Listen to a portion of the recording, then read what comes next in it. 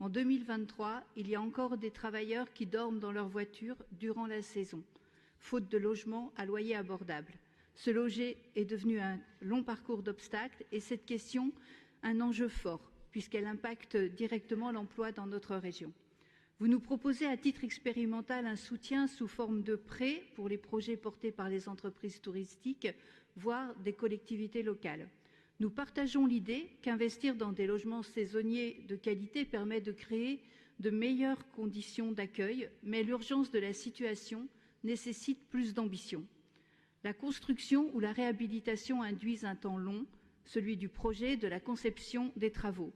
La région doit se saisir de tous les moyens d'action possibles avec des solutions à court terme, favoriser l'habitat partagé, mettre en place des logements temporaires déplaçables, ainsi qu'à moyen terme, tel qu'étudier le cofinancement des opérations, dont un pourcentage serait réservé aux saisonniers.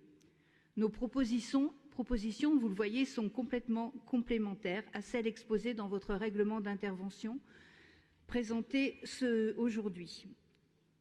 Voyager, c'est explorer de nouveaux lieux et embrasser de nouvelles cultures. C'est ce que propose le tourisme social et solidaire depuis plus de 80 ans.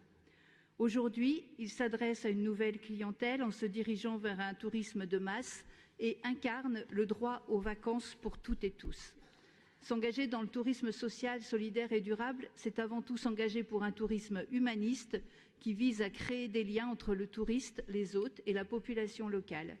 Pourtant, vous évoquez ce secteur au conditionnel dans la partie financière du règlement d'intervention en expliquant qu'un soutien complémentaire serait possible pour les projets visant un meilleur accueil des publics handicapés, le développement associatif et social ou un réel engagement vers la transition écologique. Nous vous proposons donc la création d'une 12e filière en intégrant cet acteur à part entière du tourisme dans votre règlement d'intervention. C'est le sens de notre second amendement. Merci.